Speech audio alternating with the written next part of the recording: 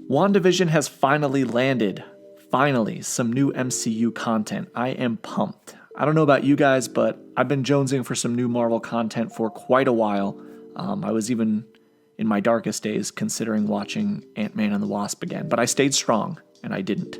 Times were dark, it was a horrible quarantine, but we made it through. And if you're in the comments like, hey man, I really liked Ant-Man and the Wasp, that's fine, it was a joke, let it go. And out of the darkness of 2020, we've stepped into 2021 and a fresh new show. And WandaVision is obviously very, very different from what we've seen in the MCU so far. One of the biggest mysteries within the show so far, though, is, I guess, what the hell is going on, you know?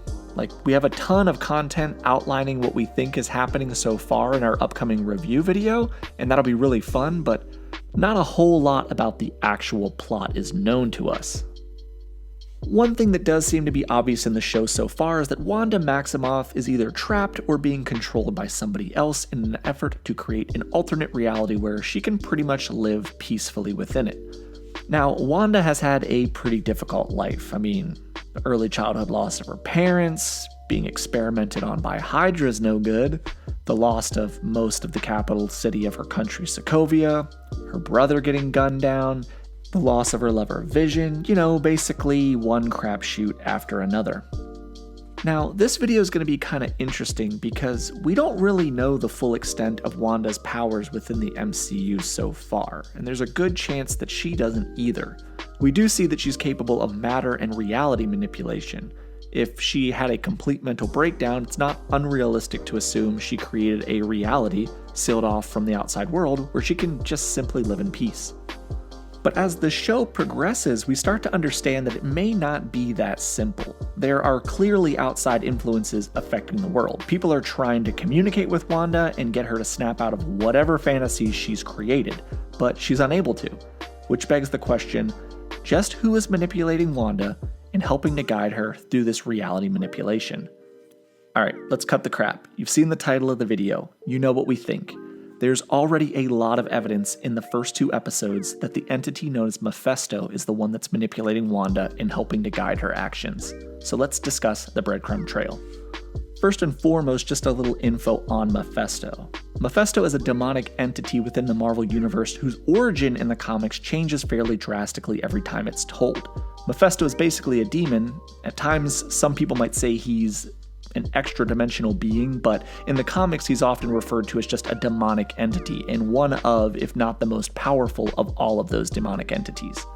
Within the MCU, though, it's possible that if Mephisto is actually part of the MCU now, he could just be an extra-dimensional being similar to Dormammu from the Dark Dimension. More on this in a little bit. Within the show, there are a ton of small Easter egg, little bite-sized nuggets that suggest Mephisto is the villain hiding in the background of the show. First and foremost is the color palette within the show. Primarily black and white, the only colors visible within the first 2 episodes we see are blood red and a small amount of yellow. The red being visible on both a toy helicopter that Wanda finds as well as a cut on Dottie's hand. While not massive, Mephisto is a primarily red-colored character in the comics. His skin is red, his outfit's red, his teeth are red. You get the point, he's red. There's a lot of red there. And this could be just a subtle nod to him or his looming presence in the background, or it could be nothing, but it is interesting that that's the only color we've seen so far until the very end of episode 2. The second item I want to point out is the button on Agnes, Wanda and Vision's fun-loving next-door neighbor's shirt. And it's hard to kind of make out what's on this, but appears to be 2 beings standing next to another larger being with a large item that looks a bit like a sigh. Now, this could be absolute BS, I know. I ran this through our private Discord and nobody told me that I was insane, and nobody could also figure out what that is. So I'm going to go ahead and I'm going to show it to you and let you make up your own mind. What do you think this is? The design to me is not like anything else I've ever seen, and it clearly looks like 2 beings with a much larger being in the center. Another really interesting Easter egg to me is an exchange that takes place between Agnes and Wanda.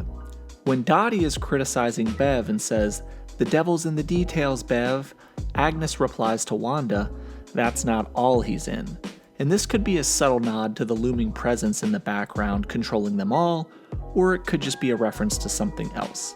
There are also multiple mentions by Agnes of Dottie's rose bushes being divine, and that her roses bloom under the penalty of death, with death often being a theme associated with Mephisto in the comics. The next piece of evidence I wanted to discuss is kind of a spoiler, I guess, maybe, if it comes true, but the overwhelming and consistent use of the phrase "for the children" in the second episode and why this is so important. Within the comics, Wanda Maximoff and Vision end up having 2 children, Tommy and Billy, when Wanda uses her hex magic to essentially create them out of thin air. However, in so doing that, she inadvertently bonds 2 pieces of Mephisto's soul to the children. Mephisto then goes on to manipulate another being called Master Pandemonium into getting them back. When his soul is reforged, Wanda's children die, and the witch Agatha Harkness had to remove Wanda's memory of the children to keep her from causing massive destruction. Eventually, the memories of the children are returned to her, and her sons are eventually reincarnated as Wiccan and Speed, but that's a topic for another day. I'm just kidding, let's actually talk about them right now, because it's fun. Now, we know from the trailer that Wanda and Vision end up having 2 kids in the show, and we've seen Wanda miraculously appear pregnant at the end of the second episode. How she became pregnant is a mystery, but it does appear that she was able to just kind of will it into existence. Much like how she's able to remove elements of the world that confuse or startle her, like the beekeeper that comes out of the ground in the sewer, or the person attempting to communicate with her on the radio, this ability to manipulate reality to give her the things that she wants hasn't been seen at this level before. So it's possible that somebody else is doing these things for her, giving Wanda what she wants in exchange for something, like you get it. It could be that Mephisto is using Wanda's own wants and desires, like Vision being alive, or the idea of having children as a way to enter or alter the main MCU dimension, the one that they all inhabit. After all, within the comics, Mephisto is known for making deals that often go very sour for the person at the other end. Also keep in mind that Mephisto in the comics is very closely tied to other magical characters like Doctor Strange, and we know that Wanda will star in the Doctor Strange sequel. We also know that the events of WandaVision play directly into the events of Spider-Man 3 and Doctor Strange 2, so it's possible that we may be setting up a mini big bad for a multiple film run. I think someone with the track record and powers and abilities of Mephisto would be a great counterpoint to Wanda and Doctor Strange, who are essentially batshit crazy within the universe as it is. And this makes even more sense if you think of Mephisto as just another extra-dimensional being similar to Dormammu from Doctor Strange. After all, within the comics, Dormammu and Mephisto are both part of I guess you could call them a team or a group, but a group of insanely powerful villains known as the Hell Lords. Each Hell Lord is the most powerful demon of their own respective universe's hell-like dimension. Knowing that Dormammu and Hela are already both in the MCU and also Hell Lords in the comics, it's possible that we may see Mephisto or even someone like Blackheart. There are even some rumors that a mystery cast member, Evan Peters, who played Quicksilver in the Fox X-Men universe, may be playing this top-secret role of Mephisto, but with unconfirmed info like that, it's just speculation at this point. And that is about it for the breadcrumb trail for Mephisto so far within the first 2 episodes.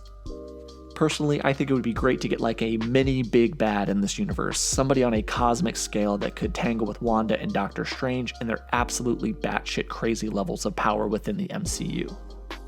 Now obviously we'll get more clues as to what's going on as the series progresses, and I will not be able to update a live video with that theory, but I could potentially upload a second video. So if you see something in future episodes that you think maybe I missed, feel free to drop a comment down below. Let me know what you saw in episode 1 or 2 or whatever episode you happen to be on when you're watching this video. Thank you guys for checking this out. This has been Nick with Key Issues, and you know the motto, WandaVision over everything.